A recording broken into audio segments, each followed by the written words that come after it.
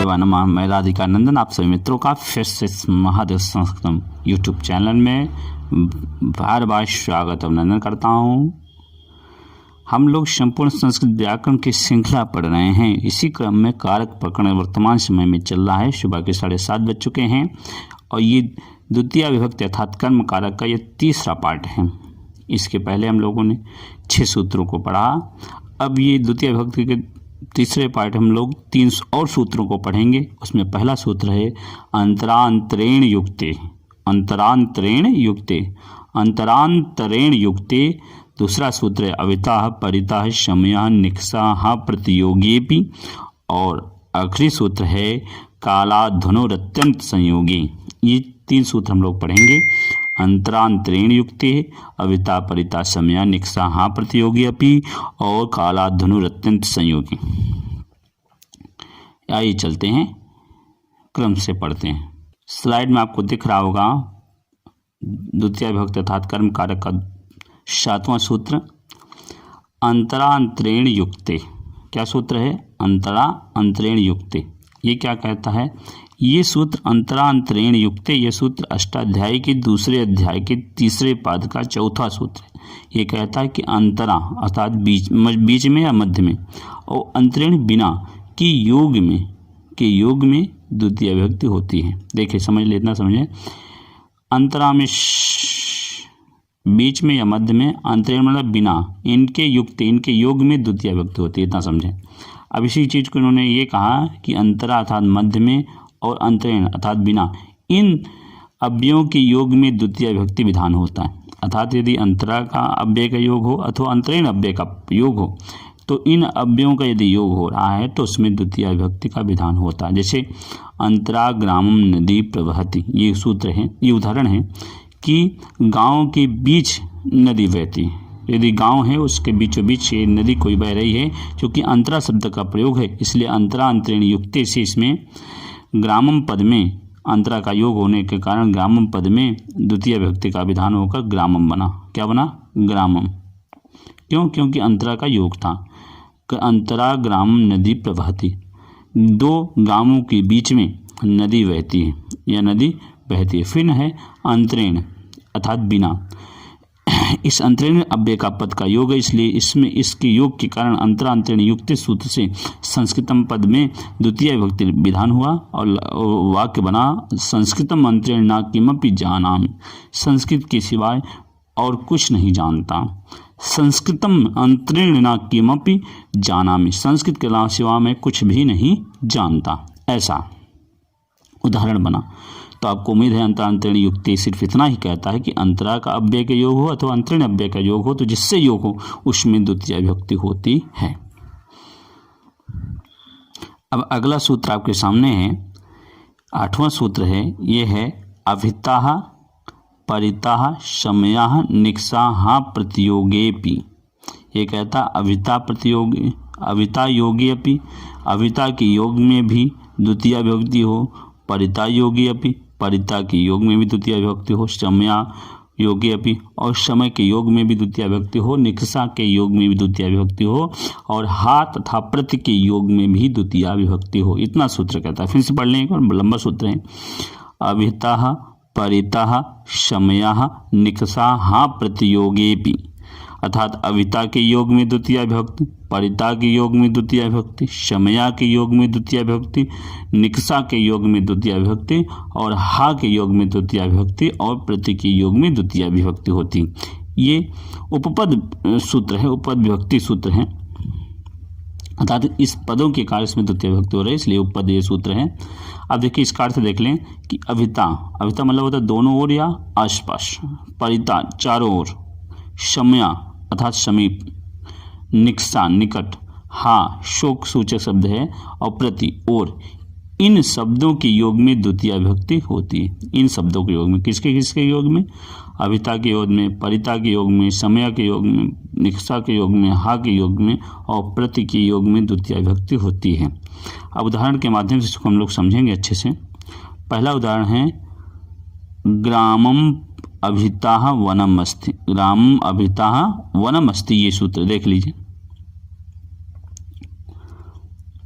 अब देखिए यहाँ से पहला देखिए, ग्रामम पद है, उसका ग्रामम अभिता वनम अस्ति, ये देखिए यहाँ अभिता का योग है और ग्राम से योग है, गांव के आसपास बने हैं, ऐसा अर्थ है। तो चूंकि अभिता का योग है इसलिए ग्राम में अभिता परिता शम्या निक्साहा प्रतियोगी अभी, इस सूत्र से ग्राम पद में द्वितीय विभक्ति का विधान हुआ।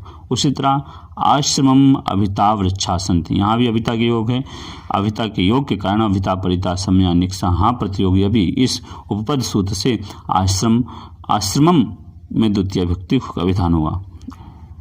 आश्रम के दोनों ओर वृक्ष हैं। फिर उसी तरह विद्यालयम परिता वृक्षा सन्ति, विद्यालय के चारों ओर वृक्ष हैं। तो विद्यालयम पद में परिता के योग के कारण इसमें अभिता परिता सम्या निक्सा हाँ प्रतियोगी अभी, इस सूत्र से इसमें द्वितीय विभक्ति विद्यालयम होकर विद्यालयम शब्द बना, पूरा वाक्य बना। अब विद्यालयम परिता वृक्षा सन्ति। उसी तरह ग्रामम परिता वनानि सन्ति, लंकाम सम्या सागरास्ति इत्यादि। और इसी तरह सही बहुत सारे उदाहरण हैं। लंका निक्सा हनिष्यति, लंका के समीप मारेगा, सब उसी के उदाहरण। आइए अगला सूत्र देखते हैं। ये कर्म कारक का दूसरा अगला सूत्र देखिए। अगला सूत्र है काला धनुरत्यंत संयोगी, काला धनुरत्यंत संयोगी, ये सूत्र है। ये है काला धनुरत्यंत संयोगी, अष्टाध्याय के दूसरे अध्याय के तीसरे पाद का 5वां सूत्र। ये कहता है कि यदि किसी काल में कोई क्रिया लगातार हो, तो यदि किसी समय में कोई क्रिया लगातार हो रही हो तो ऐसे कालवाची शब्द में अद्ध अर्थात मार्गवाची शब्द में द्वितीय विभक्ति का विधान होता है। फिर समझ लें, काला धनुर अत्यंत संयोग है, ये कहते हैं अत्यंत संयोग है। अत्यंत संयोग होने पर, किसका अत्यंत संयोग होने पर?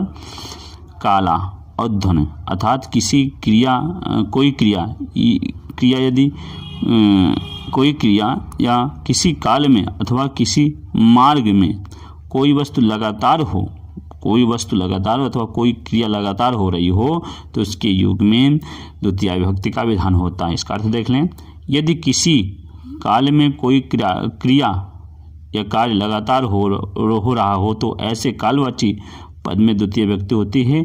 इसी तरह यदि अध्व अर्थात मार्ग की दूरी में कोई वस्तु लगातार हो तो अध्ववाचक मार्गवाचक शब्दों में द्वितीय विभक्ति होती है। यही कहता है काला धनुरत्न संयोगी। ऐसा समझ लें कि कालवाची पद में और मार्गवाची पद में द्वितीय विभक्ति का विधान होता है। यदि अत्यंत संयोग हो अर्थात लगातार होने की स्थिति में हो तो कालवाची पद में और मार्गवाची पद में द्वितीय विभक्ति का विधान होता है। इसी बात को हम उदाहरण के माध्यम से समझेंगे। पहला उदाहरण है छात्रा मासम अधीते, छात्र महीने पर भर पढ़ता अर्थात महीने भर लगातार पढ़ता है। यहाँ देखिए महीने पर लगातार अध्ययन कर रहा है। इति निरंतरता है अर्थात अत्यंत संयोग है, निरंतरता है अर्थात अत्यंत संयोग है और मास शब्द कालवाची शब्द है, इसलिए काला धनुरत्न संयोग से मासम पद में द्वितीय विभक्ति का विधान हुआ। कर्म कारक को उसमें द्वितीय विभक्ति लग गई। उसी तरह छात्रा कोशम अधीते, यहाँ देखिए छात्र कोश भर पढ़ता है। दूसरा है छात्रा कोशम अधीते, यहाँ पे देखिए अध्ययन कार्य कोश भर अर्थात कुछ दूरी है वहाँ तक लगातार हो रहा है, इसलिए ये मार्गवाची शब्द है। तो काला धनुरत्न संयोग से क्रोशम पद में द्वितीय विभक्ति का विधान होकर छात्रा क्रोशम अधीते बना। उसी तरह क्रोशम गिरि वर्तते, कोश भर पहाड़ अर्थात कोश भर विस्तृत पर्वत है, लगातार पर्वत है। तो कोश जो है मार्गवाची शब्द है और लगातार निरंतरता को प्रदर्शित कर रहा है, इसलिए काला धनुरत्यंत संयोगी सूत्र से इसमें द्वितीय विभक्ति का विधान होकर क्रोशम गिरि वर्तते बना। उसी तरह कोशम कुटिला नदी, कोश भर टेढ़ी है नदी। यहाँ देखिए कोशम शब्द मार्गवाची है, इसलिए काला धनुरत्यंत संयोग से क्रोशम पद की में द्वितीय विभक्ति लगी क्योंकि निरंतरता को ये बता रहा है। उसी तरह शा मासम अधीते रामायण, वह महीने भर लगातार रामायण को पढ़ता रहा। यहाँ भी देखिए लगातार पढ़ता रहा, इसलिए लगातार का द्योतक है, लगातार बता रहा है, इसलिए काला धनुरत्न संयोग सूत्र से मासम पद में द्वितीय विभक्ति लगकर बना पूरा उदाहरण मासम अधीते रामायणम। उसी तरह स सप्ताहम पठिष्यति, वह सप्ताह भर लगातार पढ़ता रहा। तो यहाँ सप्ताहम पद जो है कालवाची शब्द है, इसलिए काला दोनों रत्न संयोग है, इसलिए यहाँ द्वितीय विभक्ति का विधान होकर सप्ताहम बना। तो उम्मीद है वीडियो में पसंद आया होगा। हम लोगों ने 3 सूत्रों को पढ़ा। तो शीघ्र नए विषय के साथ द्वितीय विभक्ति अर्थात कर्मकारक का एक नया सूत्र, एक आखिरी सूत्र बचा है, उसके साथ मिलते हैं। यदि आप चैनल के अन्य प्लेलिस्टों को देखना चाहते तो चैनल के प्लेलिस्ट में जाकर अथवा वीडियो के डिस्क्रिप्शन में जाकर देख सकते हैं। शीघ्र नए विषय के साथ मिलते हैं। तब तक के लिए महादेवाय नमः।